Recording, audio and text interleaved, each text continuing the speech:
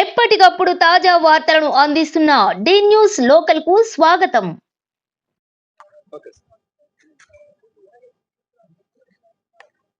ఈ రోజు నిన్నటి జరిగినటువంటి తుఫాన్లో కావలి ప్రాంతంలో విస్తారంగా వర్షాలు కురవటం, ఎప్పుడూ లేనంతగా 22 సెంటీమీటర్ల వర్షాన్ని ఈరోజు కావలిలో నమోదైంది.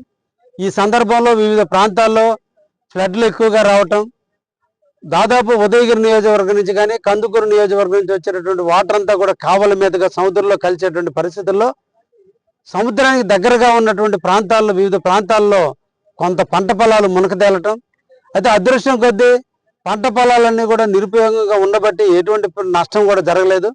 అయితే ఈ రోజున రుద్రకోట పంచాయతీ కావచ్చు, ఇతర కొన్ని పంచాయతీల్లో నారుమళ్ళు ఇప్పుడిప్పుడే వేస్తున్నారు. ఆ విత్తనాలన్నీ కూడా ఈ రోజున పంట పొలాల్లో మునిగిపోవడం జరిగిందని రైతాంగం కూడా తెలియజేస్తున్నారు.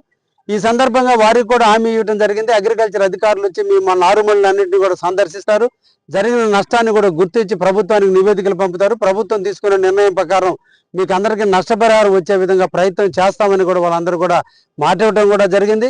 అయితే అదృష్టం కొద్దీ కావలి నియోజకవర్గంలో ఎటువంటి ప్రాణ నష్టం కానీ, ఎటువంటి ఆస్తి నష్టాలు జరగకుండా, ఎటువంటి చెరువులు తెగిపోకుండా రైతాంగానికి రేపు పంటలు వేసుకునే దానికి ధైర్యాన్ని ఇచ్చినట్టుగా ఈరోజు ప్రతి చెరువు కూడా నిండి ఈరోజు నిండు కొండల్లాగా ఉండి ఈరోజు రైతులందరికీ ఆనందాన్ని ఇచ్చినటువంటి ఈ తుఫాను నిజంగా మా కావలి రైతాంగానికి ఒక ఆనందమైనటువంటి పరిస్థితి. అదేవిధంగా ఈ రోజున రోడ్లు కానీ లేదంటే చెరువులు కానీ ఎక్కడైనా చిన్న చిన్న డ్యామేజ్లు అంటూ జరిగితే వాటన్నిటిని కూడా FDR కింద నిధులు మంజూరు చేపించి వాటన్నిటి కూడా నివేదికలు తయారు చేయమని చెప్పి ఆ సంబంధిత అధికారులందరికీ కూడా తెలియజేయడం జరిగింది.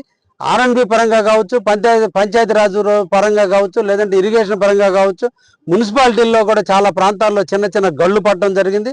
ఆ గళ్ళ నుండి సత్వరమే పూర్చి ప్రజలకి రవాణా సౌకర్యాలకు ఎటువంటి ఆటుపోటులు లేకుండా, ఎటువంటి ఇబ్బందికర పరిస్థితులు లేకుండా ఈరోజు ఇమీడియట్లీ ఈ వర్షాలు తగ్గిన వెంటనే, నీళ్లు తగ్గిన వెంటనే ఇమీడియట్లీ కూడా వాటన్నిటి మీద చర్యలు తీసుకుంటామని కూడా ప్రజానికానికి హామీలు ఇస్తున్నాం.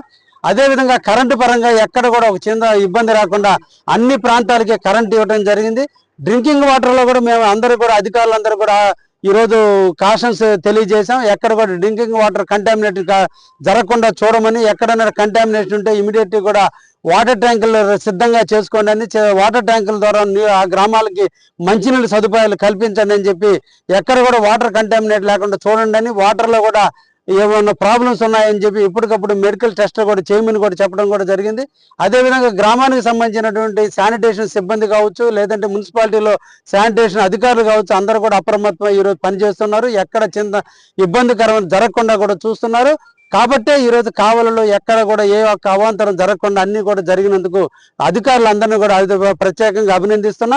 ఎప్పటికప్పుడు కలెక్టర్ గారు ఎప్పటికప్పుడు మానిటరింగ్ చేస్తూ, రెవెన్యూ అదేవిధంగా అన్ని డిపార్ట్మెంట్లు ఈరోజు సమన్వయంతో ఈ కావలిలో ఇంతటి విపత్తు నుంచి కావలిని రక్షించుకున్నాం అని కూడా ఈ సందర్భంగా తెలియజేస్తున్నా.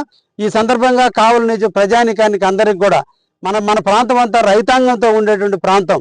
మన అందరికీ కూడా ఈరోజు ఒకటి సోమశాల డ్యాంలో నిండా నీళ్లు ఉన్నాయి, మన చెరువులన్నీ నిండున్నాయి. కాబట్టి అందరూ కూడా మీరు వ్యవసాయ పనులన్నింటినీ కూడా ఈ వర్షాలు తగ్గిన తర్వాత మీరు అందరూ కూడా ప్రారంభించుకోండి అని చెప్పి, అదేవిధంగా ఈ లోపల మీకు ఏదైనా అవాంతరాలు, ఏదైనా సమస్యలు ఉన్నట్టయితే వాటన్నిటిని కూడా ప్రభుత్వం దృష్టికి తీసుకుపోయే విధంగా నా దృష్టికి కానీ లేదా సంబంధిత అధికారుల దృష్టికి తీసుకుపోండి అని చెప్పి సందర్భంగా ప్రజానికానికి కూడా తెలియజేస్తూ, ఈ వర్షం మన కావలి పాలిట ఒక వరంగా మారిందనే విషయాన్ని కూడా తెలియజేస్తూ, రైతాంగానికి ఈరోజు ఆనందాన్ని అందించినటువంటి ఈ తుఫాను మన అందరి జీవితాల్లో వెలుగును నింపుతుందని ఎప్పటికప్పుడు మానిటరింగ్ చేస్తూ, ఈరోజు ఎవరైతే నిరాశరయ్యారో, ఎవరైతే ఇళ్లలో నుంచి బయటకు వచ్చి బిక్కుమంటూ శిబిరాల్లో ఉన్నారో వాళ్ళందరికీ కూడా టైం టు టైం ఆహార పదార్థాలని, నాణ్యమైన ఆహార పదార్థాలను అందించిన ప్రభుత్వానికి ప్రత్యేకంగా ధన్యవాదాలు తెలియజేస్తున్నాం.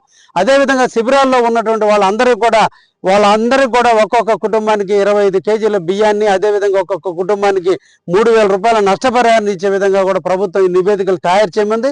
దాని మీద రెవెన్యూ అధికారులు అందరూ కూడా తయారు చేయడం కూడా జరుగుతుంది. ఏ ఒక్కరికి నష్టం కలగకుండా చూసేటువంటి బాధ్యత ఈ ప్రభుత్వం తీసుకుంది.